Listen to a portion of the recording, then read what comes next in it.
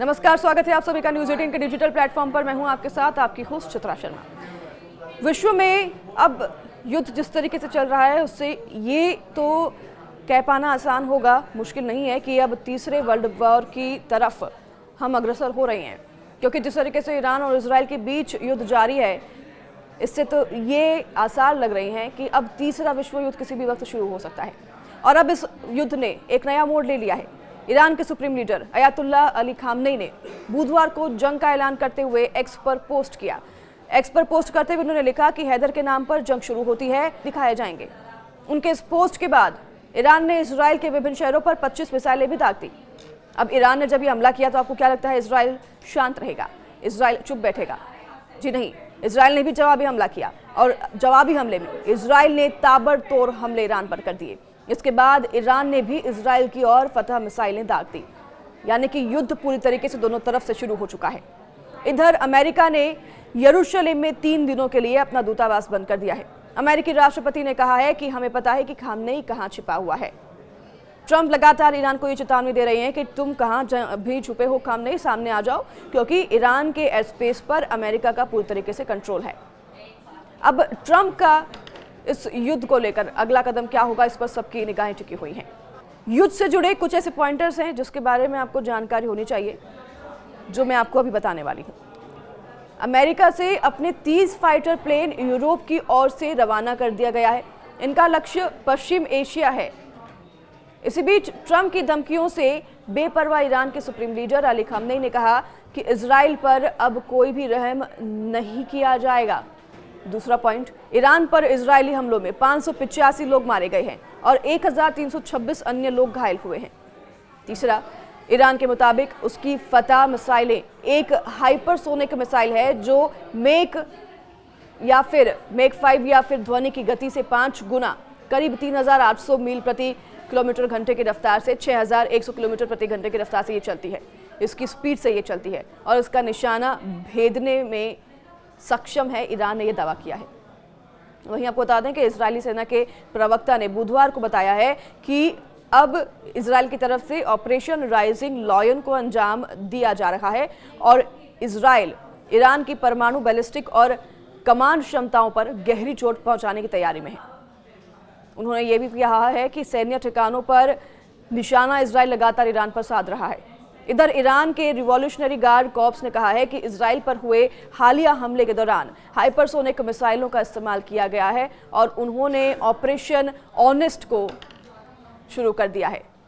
तो वहीं आपको बता दूं कि बयान जो दिया गया है ईरान में, उसमें ये भी दावा किया गया है कि ईरान ने इजराइल के आसमान पर पूरा नियंत्रण हासिल कर लिया है।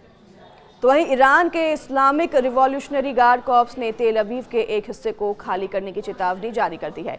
इस चेतावनी में बता दें आपको कि हिंदू लोग भी हैं जो कि हिंदुस्तान के लोग हैं, उनको भी अपील की जा रही है कि आप भी अपने देश और वतन वापस लौटें। और इस चेतावनी में हिब्रू में एक बयान भी शामिल है जिसमें निवासियों से उत्तरी तेल अवीव के हिस्से को तुरंत छोड़ने के लिए कहा गया है। यह धमकी तब सामने आई है जब IDF ने फारसी में इसी तरह की चेतावनी जारी की थी, जिसमें तेहरान के एक हिस्से से लोगों को निकालने का आग्रह किया गया था। ईरानी चेतावनी में एक नक्शा भी शामिल है जो कि इजरायली चेतावनी में शामिल नक्शे के समान ही दिखाई देता है। अब ईरान और इजराइल में जितने हिंदुस्तानी लोग हैं, जितने इंडियंस हैं, खासतौर पर ज़्यादा स्टूडेंट्स हैं, उनको भी वापस वतन लाया जा रहा है और उनसे भी अपील की जा रही है कि आप तुरंत अपने वतन लौटें और ईरान और इजराइल से आपका जहाँ भी घर है वहाँ से निकलें और अपने जगह, अपने घर वापस लौटें।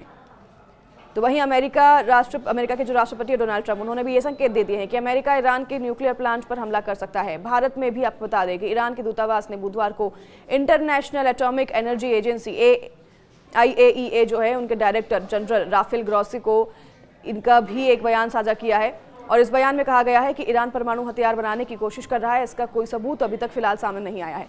दूतावास ने एक्स पर यह पोस्ट करते हुए ग्रॉसो के हवाले से ये कहा है कि हमारी रिपोर्ट में यह बताया गया है कि हमारे पास इस बात का कोई सबूत नहीं है कि ईरान परमाणु हथियार बनाने की दिशा में कोई व्यवस्थित प्रयास कर रहा है। वहीं ईरानी प्रेस टीवी द्वारा ये भी साझा किया गया है कि ईरान अभी फिलहाल जो है पोस्ट में जो दिखाया गया उसके हिसाब से ये ग्रॉसो ने दोहराया है कि उनके पास इस बात का कोई सबूत नहीं है कि ईरान परमाणु हथियार बनाने की दिशा में कोई व्यवस्थित प्रयास कर रहा है। और यह बयान ऐसे समय पर आया है जब तनाव बढ़ गया है, क्योंकि इजराइल और ईरान लगातार छठे दिन एक दूसरे पर हमला कर रहे हैं। इसी बीच एक और रिपोर्ट सामने आई है और इस रिपोर्ट के मुताबिक इजरायली खुफिया एजेंसी को ऐसे संकेत मिले हैं कि ईरान कुछ ही हफ्तों में परमाणु बम बनाने में सक्षम हो जाएगा। अब कथित तौर पर इसी वजह से इजराइल ने पहले से ही हमले कर दिए। ईरान के परमाणु जगहों पर बेस पर हमले करने इजराइल ने इसलिए शुरू कर दिए। तो ही मंगलवार को अमेरिकी विदेश विभाग की प्रवक्ता टेमी ब्रूस ने ट्रंप प्रशासन के रुख की पुष्टि की। अब ईरान और इजराइल के बीच संघर्ष के साथ प्रेसिडेंट ट्रंप भी स्पष्ट हैं कि ईरान के पास परमाणु हथियार नहीं हो सकते हैं। अब इस पर तो ये तभी स्पष्ट हो पाएगा जब ईरान इस बात की पुष्टि करेगा कि परमाणु सक्षम ईरान है या नहीं है। हालांकि भारत की अगर संबंधों की बात करें तो भारत के संबंध ईरान और इजराइल और अमेरिका तीनों के साथ बेहतर संबंध है। भारत का रुख किस तरफ होगा ये देखने वाली बात होगी। फिलहाल ये युद्ध जारी है और उस युद्ध में कभी भी किसी भी वक्त कुछ भी हो सकता है। इंडियंस को खासतौर पर वापस लाने की कोशिशें की जा रही हैं। 100 से ज़्यादा स्टूडेंट्स ईरान से निकाले जा चुके हैं जिन्हें वापस वतन ले आया गया है और ऐसे कई लोग वहाँ पर अभी भी फंसे हुए हैं जिन्हें वापस वतन लाने की कोशिशें कवायदें की जा रही हैं। हर एक अपडेट के लिए आप जुड़े रहिए न्यूज़ 18 के साथ। हम आप तक यूं ही हर पल की अपडेट पहुंचाते रहेंगे। अगर आपके कोई सवाल है तो आप कमेंट्स में ज़रूर लिखिए।